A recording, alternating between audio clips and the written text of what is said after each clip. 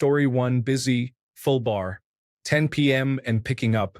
A girl walks up to an open spot at the bar, obviously just arrived and carded by security. She puts her identification away and gets out her credit card. She orders a pitcher of the cheapest beer available. She does not care what it is and does not want a tab. She just pays and tips. I ask her how many glasses she wants. She says none. Weird. She just got here, so I know she does not have glassware yet. Is she just going to drink from the pitcher? I got my answer quickly.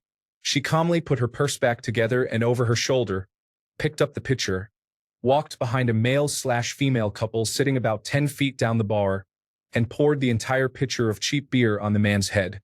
She called him a cheating asshole and walked out, calm, composed, and savage. Story 2. I used to bartend at a wedding venue, and during the reception of an afternoon wedding, the groom kept coming up and buying rounds of drinks, but never with the bride. He was tipping appropriately, but as he became more intoxicated, he was increasingly generous, telling me to keep the change as he paid with $50 and eventually $100 bills. Turned out he was taking cash out of cards. I eventually cut him off, but I imagine he kept getting free drinks. As he was carried out, I finally saw the very pregnant and equally upset bride.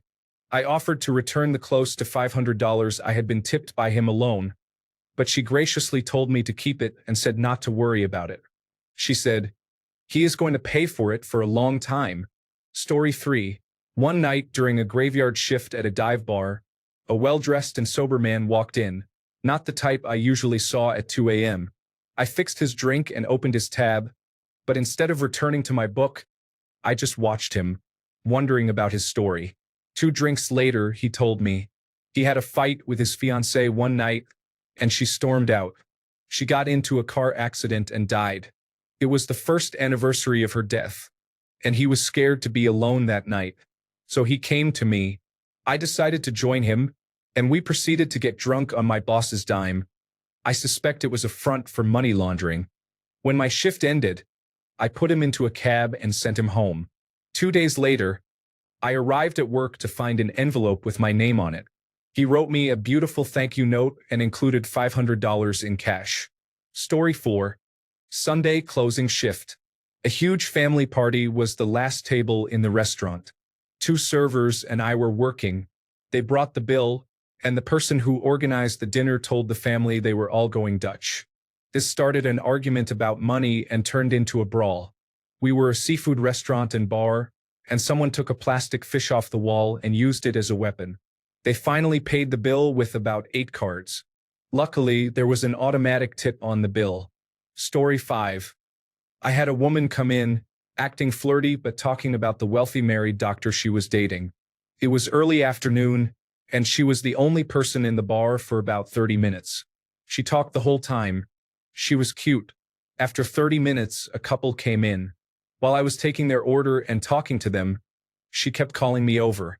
I told her to wait a minute, but she got up and started walking to the bathroom with her drink. It was the second one I had given her, and it was full, but she suddenly walked as if she had been overserved. I informed my manager to keep an eye on her because she might be intoxicated. About 30 minutes later, I noticed she had not returned and asked someone to check on her in the bathroom. She had broken her glass and slit her wrists.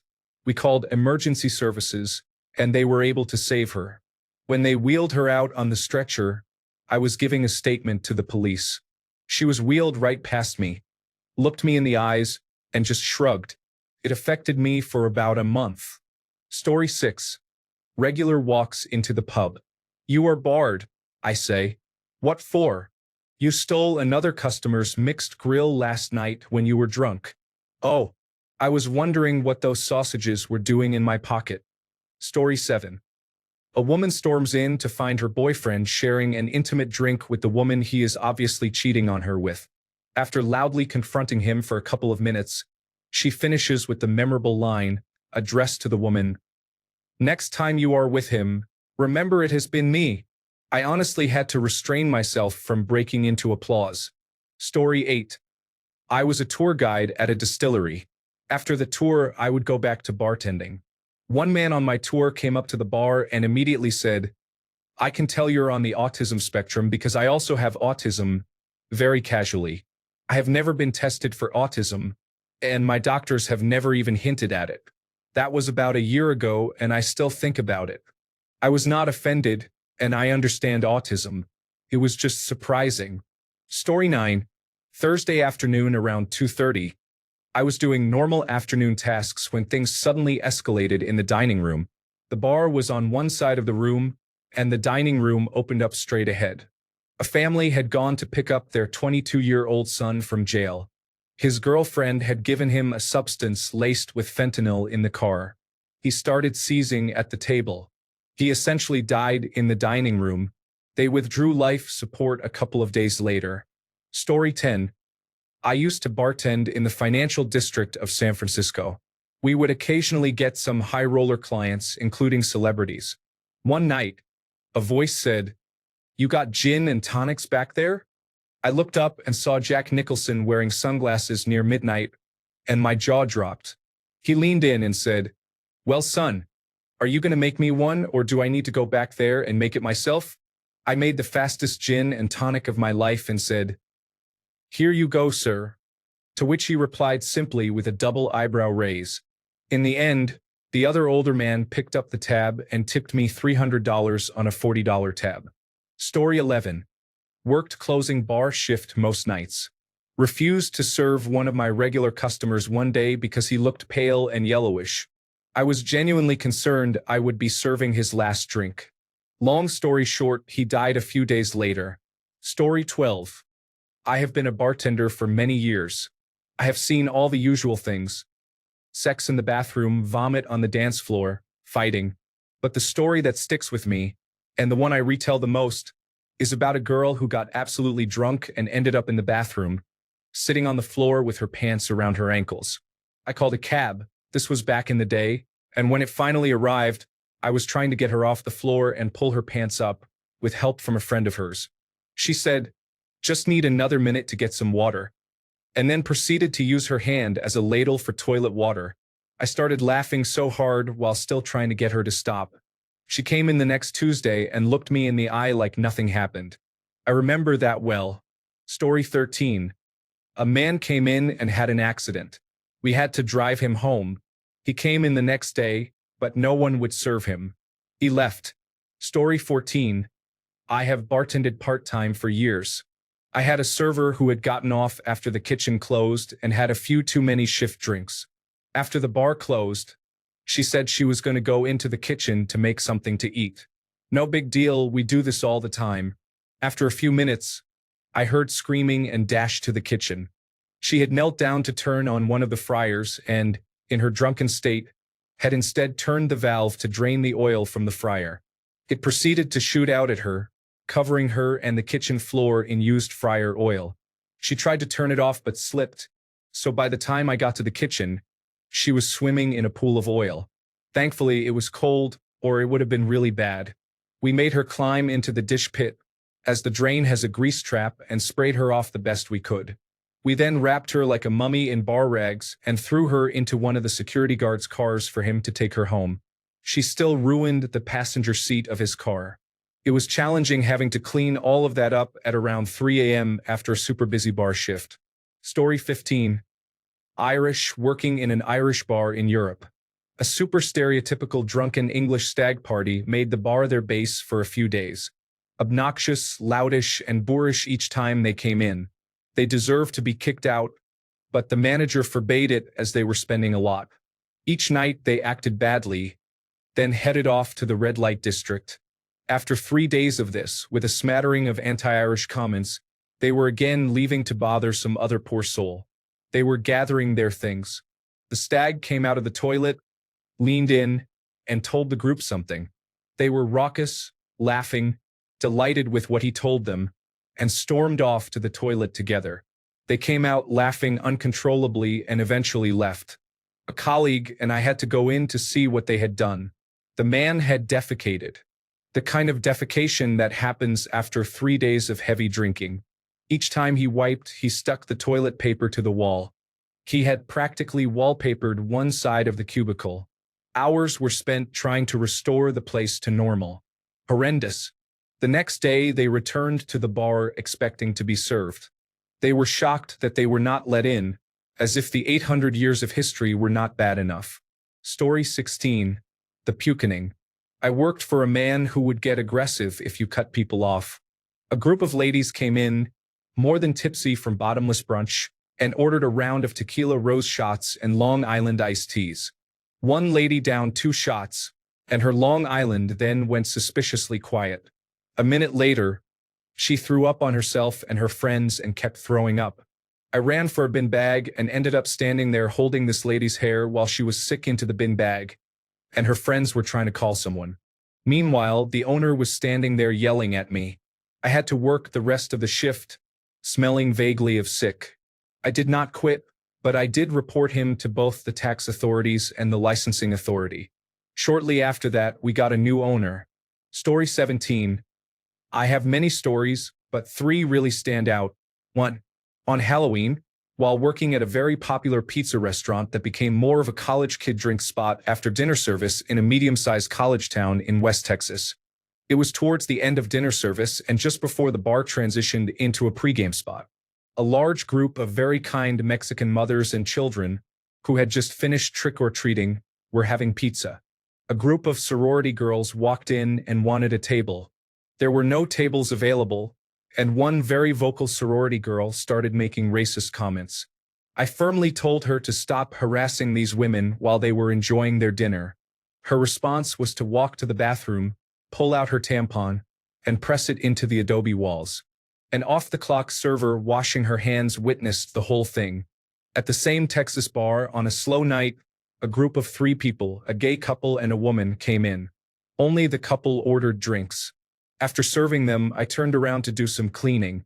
When I turned back, the woman had emptied her water glass and was pouring a pint of wine from a box she had placed on the bar. I asked her to leave, and her friends apologized and tipped me well, explaining that she was going through a hard time. I forgot about the incident. 2 days later, the woman's mother called the bar to complain about how I had treated her daughter and accused me of embarrassing her in front of her friends. I calmly explained that it is illegal to bring outside alcohol into a drinking establishment, and my job would have been at risk had I allowed it. Her mother replied that their family was from New Orleans and that her daughter didn't know any better. I informed her that while it is legal in New Orleans to bring a to-go drink from another establishment into a bar, it is still frowned upon to bring your own box of alcohol. Finally, the last story involves an assistant basketball coach for a large Southeastern Conference school who exposed himself and began inappropriate behavior at a Marriott hotel lobby bar while I was trying to close for the evening. He was very confused when I threatened to call the police. He was clearly intoxicated from another event, and I had only served him water when he arrived 20 minutes before last call. Story 18. Nothing too mad. A woman comes in and orders a cider, saying she is my boss's girlfriend. She has a prolonged disagreement with him during my shift, during which I keep giving her drinks because I do not want to provoke her or my boss. At one point, my boss says to me, "She is not my girlfriend. Ask her to pay for her drinks." She ends up yelling at him and throws menus on the floor, and he puts her in a cab. Another time, a woman soiled herself and put her pants in the toilet bin. When I went to lock that cubicle, I locked the wrong one, so for at least an hour, many customers used the cubicle with the soiled pants in it. One night, a man damaged the disabled cubicle. The boss would not let him leave, but he got out eventually before the police arrived. One of the chefs got in the police car, they drove around the area, found him, and he was arrested. This man was on a first date, and the woman was aghast at how things went. It was a pretty nice bar, so we did not get much drama, to be honest. Story 19. One place I worked had a massive high top with one side against the wall with a bench and another facing the front window. I had a clear line of sight from the bar and saw a woman very casually get under the table and give her partner oral sex. I laughed, and by the time the manager went over, she had mounted him right then and there with a full restaurant. Another busy spot I worked at turned into a big college bar late at night with dancing and such. There was a massive brawl and a lot of broken glass, yet the manager refused to shut down that floor to clean. 30 minutes later, a girl slipped while dancing and cut her femoral artery on broken glass on the ground. My coworker was a veteran and saved her life by sticking his hand in her leg and pinching the artery. Had he not done that, she surely would have died. It was an insane amount of blood. I have never seen anything like it. Sure enough, the manager closed after that, and then the bar was sued by the girl and lost. Story 20. Two of us were working when a couple approached the other bartender. The person ordering was exceptionally attractive, and their partner gave the bartender a silent wave across the throat, signaling to cut them off. The bartender, captivated by the beautiful customer, saw this as an opportunity to flirt. The bartender told their partner that it was not their place to decide what was best, adding that they seemed controlling and insecure. The bartender laughed with the attractive customer and took a shot with them. 2 seconds later, it looked like Mexican food and corn dogs were spilled all over the bar. The bartender was covered in it. It was an absolute disaster. Story 21. One night, the Harlem Globetrotters showed up an hour before closing, and I made my rent in an hour. It was the last day of the month. I had picked up a double shift because I had my wallet stolen a few days earlier while giving a ride home to a stranger after playing basketball in the neighborhood. Story 22. A man in his 40s was a gregarious social drinker and a regular at the bar. He had cancer and his wife left him in the same year. His personality completely changed. He went from having 2 or 3 drinks at most to becoming a raging alcoholic. Eventually, we had to ask him to leave. We cannot serve alcohol in my state if we believe someone is intoxicated, even if that means preventing them from drinking and driving rather than waiting until they are dangerously drunk. People sometimes bend the rules, but he was too far gone, and it would have been irresponsible not to cut him off. He started screaming at me. I weigh 110 pounds and am 5 feet 2 inches tall. I had never heard him swear before, but he called me offensive names about 8 times in 1 minute. I was very glad my boss, who is twice my size, was there to get the situation under control. I never saw him again. That was a firm ban. 2 years later, I heard that he had died of cirrhosis. It was good money for that age, and I had a great boss, but it was a terrible job. Story 23. I have quite a few messed up ones, but I like this goofy one the best. A guy with a full permed pompadour comes up to the bar with a grease-stained brown paper bag and says that the food he picked up was not cooked properly and wants a refund. I look in the bag and know it is not from our place, so I tell him he must be mistaken. He tells me he is a police officer and that I should really reconsider. The thing is, I worked at a police bar. It was owned by a police family, and detectives and off-duty police officers hung out there often. One of the detectives, who is a main character in less funny stories, turns to the guy and says, "Oh yeah, which precinct?" as he casually pulls aside his jacket so his badge is visible. The pompadour's eyes widen, and he immediately starts running toward the door just as 2 more detectives are walking in. The only way I can describe what happens next is to imagine a Charlie Chaplin-style Keystone Cops routine. 3 detectives chase this guy around the bar, who is tipping over tables, jumping over them, sliding under them, the whole works. They finally get a hold of him, and he yells out, "I am undercover," as they are dragging him out. Story 24. Years ago in Chesapeake, Virginia, a bar fight broke out on our deck and patio. I jumped over the bar, and a woman was knocked down. I helped her to her feet, and she lunged at the person who hit her. I held her back with our security. She thrashed, then sank her teeth into my shoulder, biting me badly. She finally let go. But seriously, who bites someone? The police arrived. I told them we would not cause trouble if she did not cause trouble, but she was intoxicated and spoke rudely to the officers. One officer looked at me and asked, "Did she break the skin?" I replied, "Yes, sir." The officer said, "Great. That's a felony. Let's go, ma'am." I ended up at the hospital at 4 a.m. for a tetanus shot. I was also placed on a victim assistance list, where they called asking if I needed counseling for my trauma before her court date. They asked me to attend court.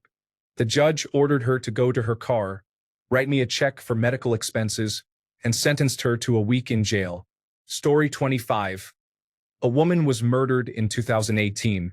She met up with the man who killed her at my workplace. I was working the day they came in, but I don't recall seeing them at all. A few days later, I found out she was killed in her hotel room. The man received a life sentence in prison. Another frequent visitor is a man who regularly hires escorts and brings them to my workplace. I have seen maybe a couple hundred different women with him over the years. He is even mentioned in our chef's recipe book because he is a regular customer. He told me he has a wife and kids.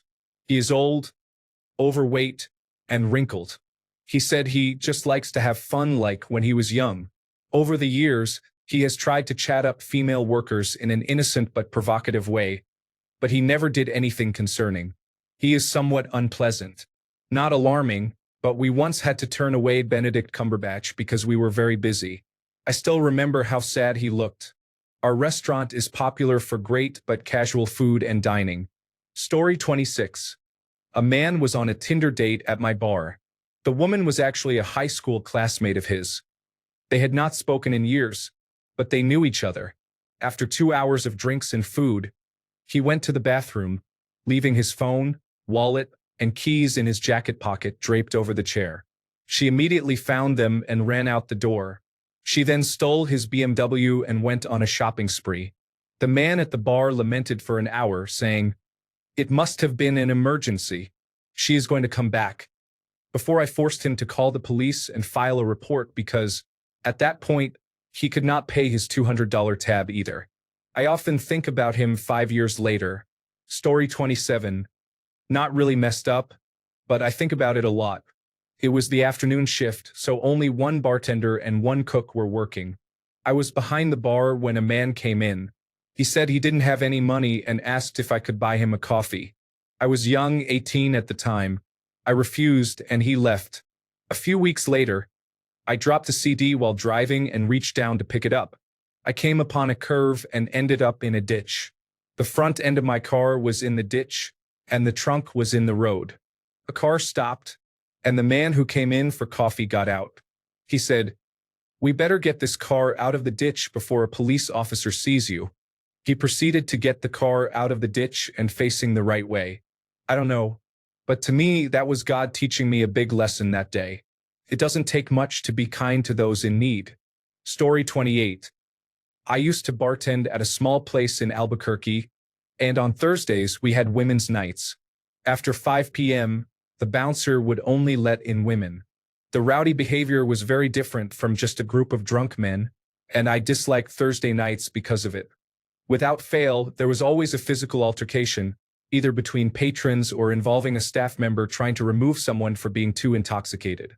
One time, when I cut a woman off, she politely said, "Oh, I guess I have had enough, thank you." She walked away, but when I wasn't looking, she ran up and slapped me as hard as she could. She went to jail for that. The craziest incident involved pepper spray. At one point during the night, a couple of women complained about burning sensations. It turned out that someone had likely sprayed pepper spray on the toilet seats in the women's bathroom. We couldn't prove it, but I could smell it when I investigated. There was also a slight reddish oily substance left on the toilet seats. Story 29. The number of men who try to spike women's drinks is astounding. I lost count of how many I saw when I was a bartender. Story 30. She was a regular. She often picked up men at the bar. One night, my barback and I watched her seduce a man who was married. We literally watched him call his wife, saying he was going to crash at one of his friends' houses. Then we watched him take his ring off his left hand and put it in his pocket. I was single at the time, but that was so wrong. My barback is married. Once those two walked out of the bar, he told me he needed to call his wife to tell her he loved her. That was 12 years ago, and it really hasn't left my mind since. Story 31. Right before last call, I had a very drunk female regular who was basically passing out at the bar, literally head down on the wood. She had come in from a different bar looking for one more drink for last call at her local because she lived across the street. Obviously, we did not serve her, but she was friendly with staff, so we let her rest her head while we cleaned up last call. One of our servers who was close with her was going to walk her home. While we were cleaning up and cashing out, waiting until we pulled last call off the tables, a random man came off the street. Seeing her alone in the bar, he went straight to her and immediately got all over her. putting his arms around her, whispering in her ear, and getting very handsy. The man did not even try to order a drink because it was clear that was not his intent. We quickly recognized the situation and told him to leave. The man became indignant and started arguing with us, not because he felt we misjudged him, but because he was outraged that we were trying to take her for ourselves, as he claimed to have seen her first. We physically removed him from the bar. The intoxicated regular did not even notice. It was a shocking eye-opener to me to see how brazen sexual harassment could be in the bar business and how unsafe it could be for a woman just minding her own business but in a vulnerable state. It made me wonder how many similar situations have played out with different outcomes because the victim was not lucky enough to be surrounded by friends at their most vulnerable. It also highlighted that there are active predators seeking out vulnerable people to prey on. Story 32.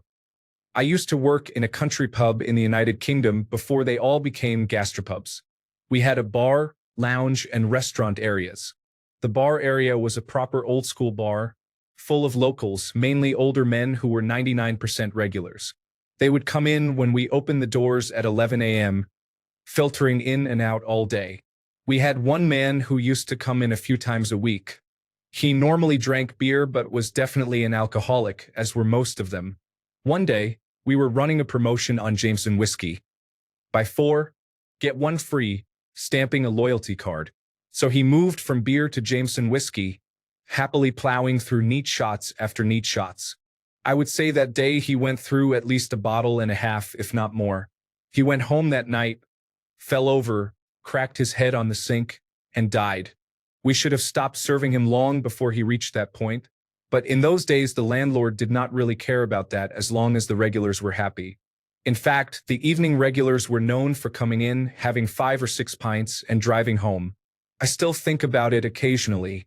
Story 33. I will never get over the man who came in saying he was starving, gave me £5 for a lemon, and then ate the entire lemon in front of me. Story 34. So, obviously this happened way before I was born and did not happen to anyone I know. But it is one of the most disturbing stories I have ever heard about a bar. Michael Iron Mike Malloy. I will not go into the full story because it would take too long, and you can just read the Wikipedia article. But the summary is, these men who owned a speakeasy decided to try to pull off an insurance scam by finding a homeless alcoholic and trying to kill him. The first attempt was by offering him a lifetime of free drinks at their speakeasy, thinking they could make him drink himself to death. But this failed. They tried 4 more times with progressively more extreme methods of killing him, but each time he not only miraculously recovered quickly, he would come right back to the speakeasy looking for more free drinks. It was not until they made extra sure on the 5th attempt, after they had already lost more than the payout would have been, that they finally succeeded. Story 35. Not a bartender, but I'll share this story. A good friend was a cocktail waitress at a casino on the Mississippi Gulf Coast. She lost count of the number of people who wore diapers so they wouldn't have to get up from the table or slot machines.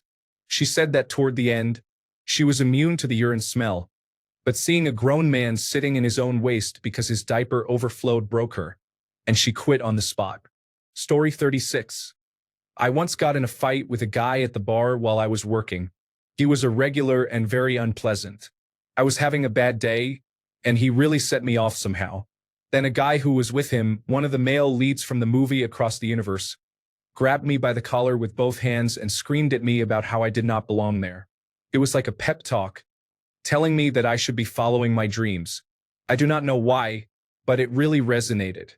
I left shortly after that, and the next 4 years were filled with amazing adventures. I am sure he does not remember, and I am not even sure it was meant in the way I took it, but I think about it often. Story 37. It's not really that bad, just a bit sad. I worked in a bar in Edinburgh, just on a bus route with a busy bus stop outside the door. There were always a few people in the queue, and the bus took a minute or 2 to process them on. Virtually every morning, just after opening around 10 a.m., a man would get off the bus, come into the bar, and order half an 80-shilling beer, which is medium strength. This cost 82 pence. He always had the correct money, poured his drink, left the money on the bar or handed it to me. I would pass him his drink, and it would be drunk before he was back on the same bus, all before I could even ring up the till. Story 38. Worked at a bar. This lady seemed to know all the employees by name, but none of us knew who she was. One busy Saturday afternoon, she was causing trouble in the men's bathroom and eventually got kicked out because of what was going on. The next week, she came back to introduce her fiancé, who was not one of the troublemakers. Story 39. Gay bar. A man hands me his clothes to hold. Naked dancing is okay. I go to pee and he is lying in the urinal. Story 40. This group of teenagers walked in, celebrating a birthday. About 20 people arrived, most of them recently turned 21. It was a loud, obnoxious group. They seemed like a trendy, hipster crowd that couldn't decide if they preferred Alex G or Charlie XCX. I don't even remember what I was doing, but I heard a commotion and turned toward where the group was sitting. I will never forget this. One of the girls was leaned back, projectile urinating into the air across the bar. The image you have in your head is exactly what it looked like. It became known as the pissing. Story 41. I worked for a while at a Japanese whiskey bar in Texas. One night, a man was trying to sexually assault a woman. She yelled, and the bouncer and I intervened and broke it up. We kicked him out and told him he was banned. He said he could not be banned because he was good friends with the owner. After we removed him, we asked the woman if she wanted us to call the police, but she said no. She just wanted to go home. We comped her tab and she left. I reported everything to the managers. A few days later, I was fired, and the owner's friend, the predator, was unbanned and back at the bar. Story 42. I was bartending at a busy bar outside of a baseball park. When we closed, everyone had to leave. They could take their drinks with them, but once the lights came on, you could not order anything else or stay to finish your drink. Security began ushering people out at that time as well. Before security reached one group to tell them it was time to go, a man approached me trying to get another drink. I explained that we were closed and I could not serve him anymore. He, another bartender, and I argued for a few minutes, but I decided it wasn't worth my time and walked away. He then picked up a weighted cocktail glass and threw it at me. It hit me in the face, knocked me unconscious, cut my face in multiple places, and ripped out a tooth and part of my jawbone. All because I was not allowed to get another cocktail. Story 43. I was a bartender in Montreal in 2009. Jay Baruchel came in with Sarah Polly, Seth Rogen, and two English brothers. A well-dressed older English man got very drunk and became belligerent. He threatened to hit the female waitstaff and threw an empty tumbler at her after she cut him off. He had to be restrained by his brother and Seth. They got him out the door. The brothers started fighting in the street because the older man became angry at the younger brother restraining him. The younger brother handled him to the ground and, out of frustration, kneed him in the head. Seth kicked him in the ribs. The younger brother pushed Seth and started threatening him. The older brother got up, fell back down, got up one more time, dusted himself off, asked his brother if he was okay, and then walked off arm in arm with his brother. Story 44. I have many stories, but here is a particularly wild one. I was working as a nightclub bartender. Towards the end of the night, a girl approached and ordered a drink. She had been there most of the evening and had been behaving normally. She ordered the drink and did not slur her speech. However, when she went to pay, she started digging through her purse and dumping everything on the counter, including her bowl and marijuana.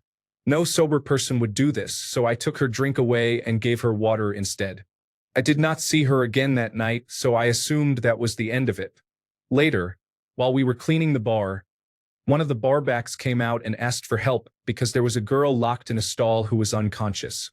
It turned out to be the same girl who had ordered earlier. Now she was naked, completely passed out, and covered in feces and vomit. We had to call the paramedics, who unfortunately needed a special stretcher to get her out, as we were in a basement and she was a large person.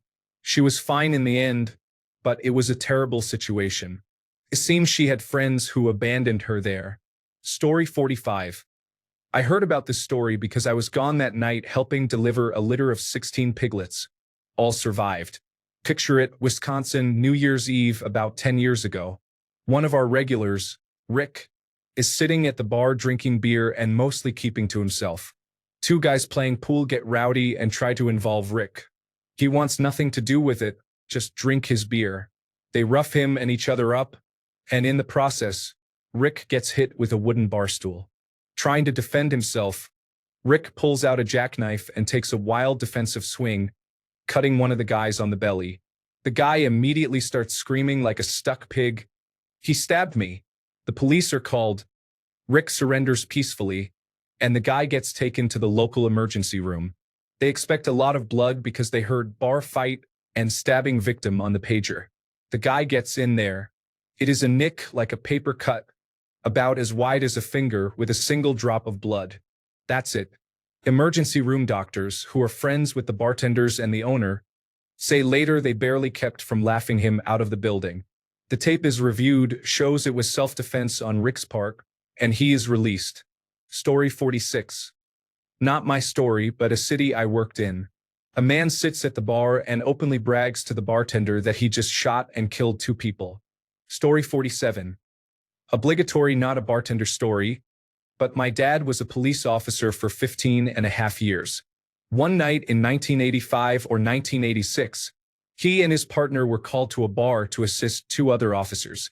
2 drunk women got into a fight, and the other officers could not subdue them by themselves. The women were kicking, biting, punching, and throwing any glass objects they could find at one another and at the bartender, who was trying to get them to settle down. All the male patrons stood on the farthest side of the bar, just sipping their beers and waiting for their chance to sit at their favorite stools again, but they did not want to get involved. To make a long story short, my dad, his partner, and the 2 other officers were able to carry both women out of the bar. One of the women bit my dad twice, and the other officer who was carrying her once. My dad and the other officer had to go to the basement floor of the police station to get a blood test for human immunodeficiency virus because both women were known sex workers. The results took 2 weeks. While my dad tried to carry on normally during those 2 weeks, he was definitely quieter and more distracted than usual. I could only imagine all the thoughts going through his head at that time. Doctors were still learning about human immunodeficiency virus and acquired immune deficiency syndrome, so the news at the time was extremely dire. Not the best story, but it is the one I have. Story 48. I had a man who had been in a few times before walk into a crowded bar, walk right up to my coworker, and ask her if she had heard what he had done with a creepy smile on his face. She got him a drink because she had no idea what he was talking about, but it turned out he had just gotten out of jail for stabbing a puppy 32 times to death. It was the same puppy he had shown me pictures of a few weeks prior. We told him he was probably breaking his probation by being there and asked him to leave. He never came back, thank God. Story 49. This happened about a year ago at the bar where I work part-time. There was a regular customer, let's call him Mike. He was a super nice and friendly guy, older and kept to himself. He was also a regular at the bar I frequently visit, so we would exchange pleasantries when we saw each other. One day he was leaving my bar, I wasn't working, and he collapsed in the doorway. An ambulance was called. He was unconscious and taken away without ever regaining consciousness. I found out a week later that he passed away from a massive heart attack. It was very sad because he was such a nice person. It makes you wonder if the alcohol we serve had anything to do with it, as he would regularly drink 3 double whiskeys and 3 beers when he came in. I cut down on my drinking a lot after that. Pour one out for Mike, salt of the earth. Story 50. It's not as bad as some situations, but it was not the norm in the bar where I worked. I lived in London and worked at a big, posh concert venue. It usually hosted ballet companies, opera companies, and similar events, but occasionally held pop and chart music concerts. My job was theater bar service. Get customers their pre-show drinks and snacks, clean up during the first act, sort out interval drinks for those who had pre-booked them, and then serve the interval bar. It was mostly okay. The opera and ballet crowd were snobby and could be rude, but mostly that was easy to ignore. What made it awful was the BDI gig. We had wannabe Liam Gallaghers pouring in the door, yelling, shoving, making inappropriate comments, and trying to get any female bartender's number. They were rude, bad-tempered, and kept drinking non-stop. The bar was crowded and chaotic. Several men old enough to be my father flirted with me and tried to get my number because, and I quote, "You're the only attractive woman at the bar." I told many gross, sweaty men that I was not allowed to give out my phone number that evening. This was not normal theater service. It was a free-for-all at the bar, and at one point we ran out of cider. The abuse we got for running out of cider was unbelievable, especially since there was a full bar just a few steps away with cider on draft, which I had mentioned multiple times. At one point, a fight broke out between our bar and the corridor. They had hired extra security, and those guys had a rough night. Screaming, unruly men who refused to be told no were dragged out past our bar repeatedly. I was offered a break but refused flatly because I would have had to walk through crowds of gropey men to get to the break room. I preferred to sit in the tiny supply cupboard instead. I did not even have the worst shift. That was the champagne bar on the next floor up. The BDI fans intended to drink the entire venue dry, including anything off limits. There was a large bottle of what I believe was moat at the back of that bar, empty and just for decoration, but one intoxicated man thought it was real. In his drunken state, he vaulted the bar and tried to grab the bottle, assuming no one would stop him. He was tackled by 4 security guards and dragged out, according to my friend who worked upstairs.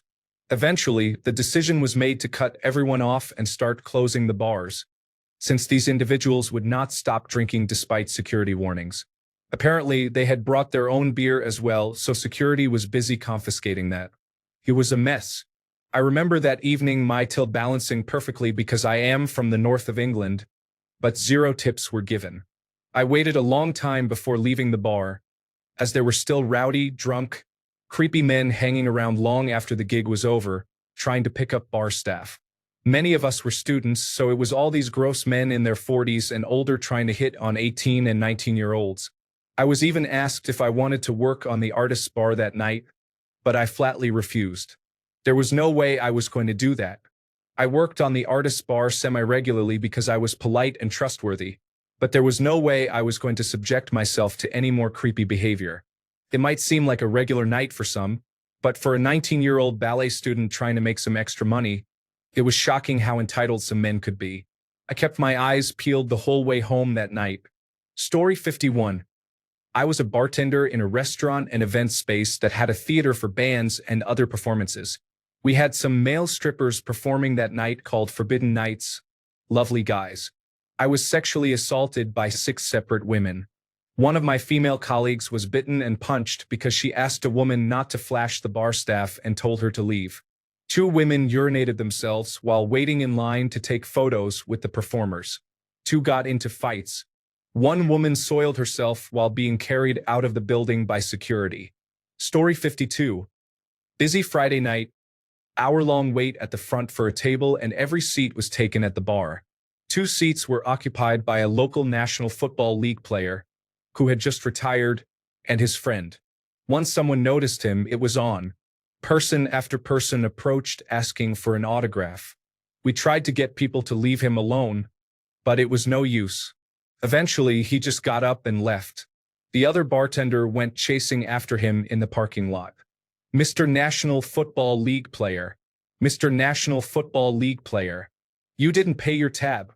He turned around and calmly said, "Check under my dinner plate." She went back in, cleared his plate, and saw a crisp $100 bill. He left $100 on a $35 tab. Story 53. Another regular was a drug dealer.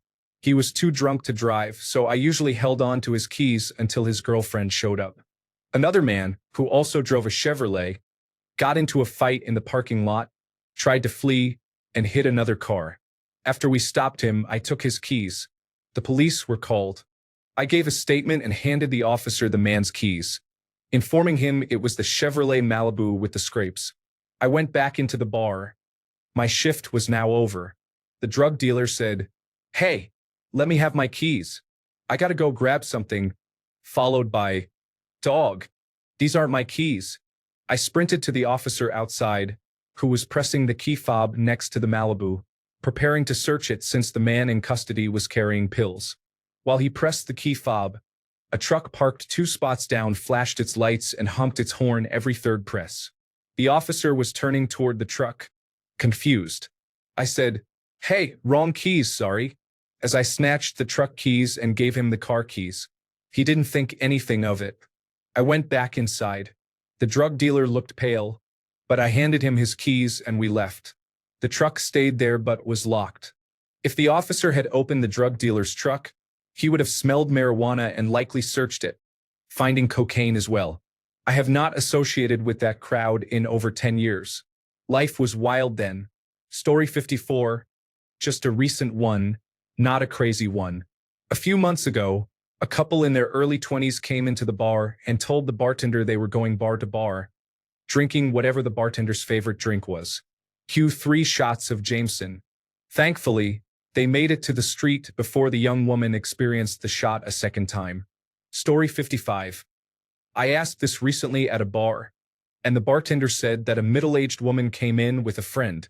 They were both slightly intoxicated, and the woman revealed that her husband had died just the week before from falling down the stairs. She then showed the bartender a photo of the pool of blood at the bottom of the stairs. Story 56. I worked in a pub near Chelsea's football ground in the early 1990s. One busy Saturday afternoon, 2 drunk but holding together Irish men came in and ordered 2 pints of lager. I poured and served them. They gave me a £5 note. I walked to the till and noticed that the £5 note was clearly a fake. I returned to them, pointed this out, and handed the note back. Then I noticed that both of their pint glasses were empty.